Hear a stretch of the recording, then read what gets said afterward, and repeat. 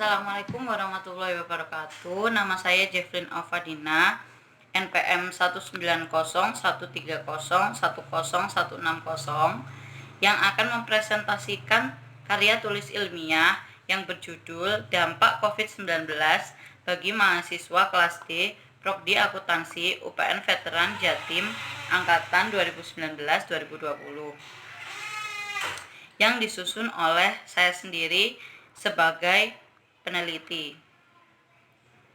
Masuk ke bab 1, yaitu pendahuluan. Subbab yang pertama dari pendahuluan adalah latar belakang. Mengapa saya mengambil judul ini? Karena ada pada latar belakang yang Indonesia bahkan dunia itu digemparkan oleh munculnya wabah COVID-19. Apa yang dimaksud wabah COVID-19 ini? COVID-19 ini adalah virus yang menyerang sistem pernafasan. Lalu yang membuat virus ini ditakuti oleh seluruh penjuru dunia adalah pada awal virus ini muncul belum banyak dokter maupun profesor yang paham, sehingga butuh waktu untuk menemukan obat maupun vaksin. Sedangkan proses penyebaran virus ini sangat mudah dan pesat, juga sangat sulit dideteksi keberadaannya, karena sangat sedikit ditemukan gejala serta perlu diamati perkembangannya selama 14 hari. Namun 14 hari tersebut dapat terjadi penyebaran. Selanjutnya, identifikasi.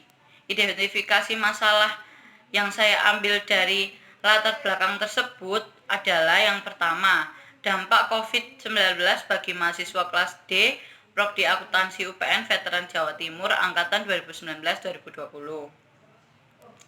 Yang kedua, pengaruh yang dirasakan mahasiswa kelas D Prodi Akuntansi UPN Veteran Jatim Angkatan 2019-2020 dalam bidang ekonomi maupun sosial budaya. Yang subbab ketiga yaitu manfaat penulisan. Manfaat dari penyusunan makalah ini adalah yang pertama, manfaat untuk penulis yaitu menambah wawasan dan ilmu dalam menulis karya ilmiah, serta menambah wawasan penulis tentang dampak dari wabah virus COVID-19 bagi mahasiswa, khususnya mahasiswa kelas D Prodi Akuntansi UPN Veteran Jatim Angkatan 2019-2020.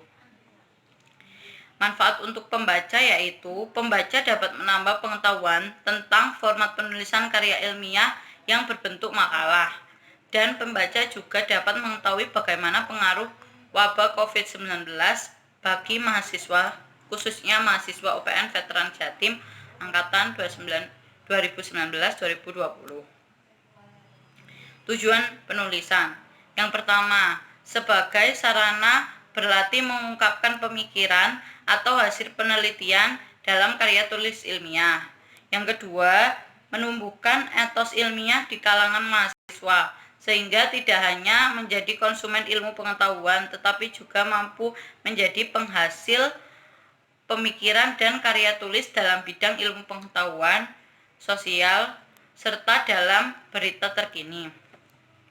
Yang ketiga, karya ilmiah yang telah ditulis itu diharapkan menjadi wahana transformasi pengetahuan antara sekolah dengan masyarakat atau pembacanya, membuktikan potensi dan wawasan ilmiah yang dimiliki mahasiswa dalam menghadapi dan menyelesaikan masalah dalam bentuk karya ilmiah setelah yang bersangkutan memperoleh pengetahuan dan pendidikan.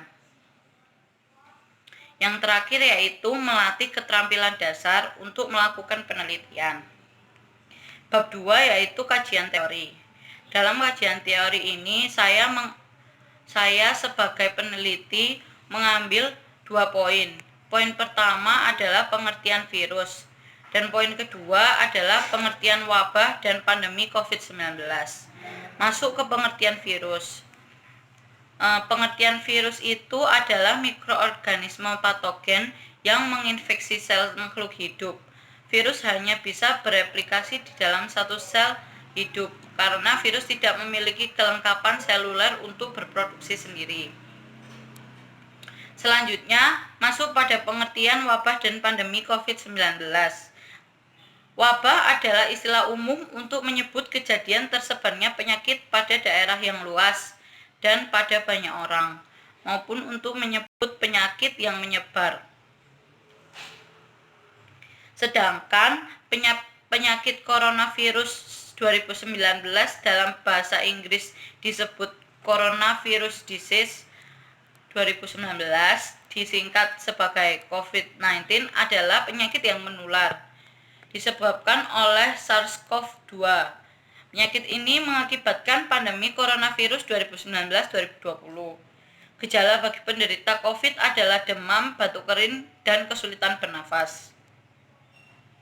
Selanjutnya, bab ketiga yaitu pembahasan. Subbab pertama adalah metode. Metode yang digunakan oleh peneliti, yang mana saya sendiri, adalah karya tulis ilmiah yang berjudul Dampak COVID-19 bagi mahasiswa kelas D Prodi Akuntansi UPN Veteran Jatim angkatan 2019-2020. Adalah kuesioner dengan Google Form yang dibagikan melalui grup WhatsApp mahasiswa kelas D Prodi Akuntansi UPN Veteran Jatim angkatan 2019-2020. Yang kedua, subbab kedua yaitu data. Terdapat 21 mahasiswa kelas D Prodi Akuntansi UPN Veteran Jatim angkatan 2019-2020 di mana yang termasuk dalam anggota grup WhatsApp. Pengisian kuesioner dilakukan pada tanggal 20 hingga 21 April 2020. 21 mahasiswa ini berperan sebagai responden penelitian karya tulis ilmiah yang berjudul Dampak COVID-19 bagi mahasiswa kelas D Prodi Akuntansi UPN Veteran Jatim angkatan 2019-2020. Sub selanjutnya adalah analisis data.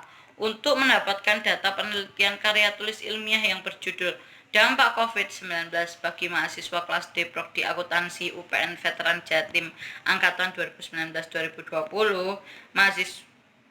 peneliti membuat kuesioner berupa Google Form dengan pernyataan yang dibutuhkan sesuai identifikasi masalah. Lalu peneliti mengirim kuesioner kepada sasaran responden melalui grup WhatsApp.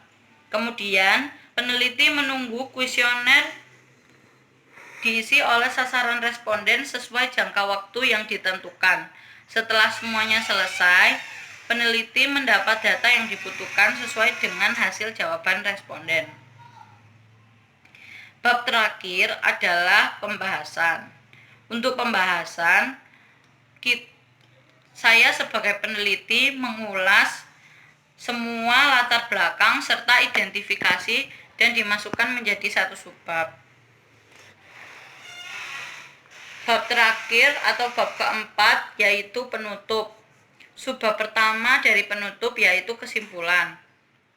Berdasarkan uraian di atas dapat disimpulkan bahwa pandemi COVID-19 ini dampaknya sangat besar, baik di segala aspek kehidupan, terutama ekonomi dan sosial, serta dapat dipastikan pula banyak atau bahkan seluruh lapisan masyarakat ikut terpengaruh dengan adanya pandemi COVID-19 ini.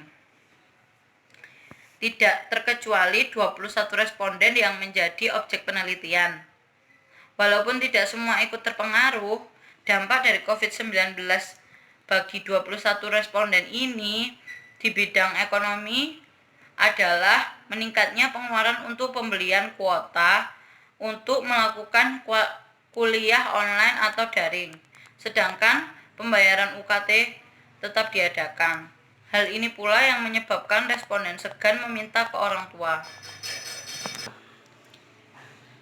Sedangkan di bidang sosial, responden diharuskan melakukan kuliah online atau daring karena adanya social distancing dan self-quarantine, di mana hal ini menyebabkan responden kesulitan untuk memahami materi yang disampaikan, sulit dalam melakukan kerja kelompok, serta berinteraksi dengan teman baik untuk belajar ataupun sekedar bermain dan bertegur sapa. Subbab terakhir yaitu saran. Dari pembahasan serta kajian teori di atas, sebaiknya dilakukan subsidi kuota kepada responden yang dimana diberi dengan dana uang kuliah tunggal atau UKT. Karena selain responden berhak atas pendidikan, responden juga berhak atas sarana dan prasarana yang memadai. Sekian presentasi dari saya, kurang lebihnya mohon maaf. Wassalamualaikum warahmatullahi wabarakatuh.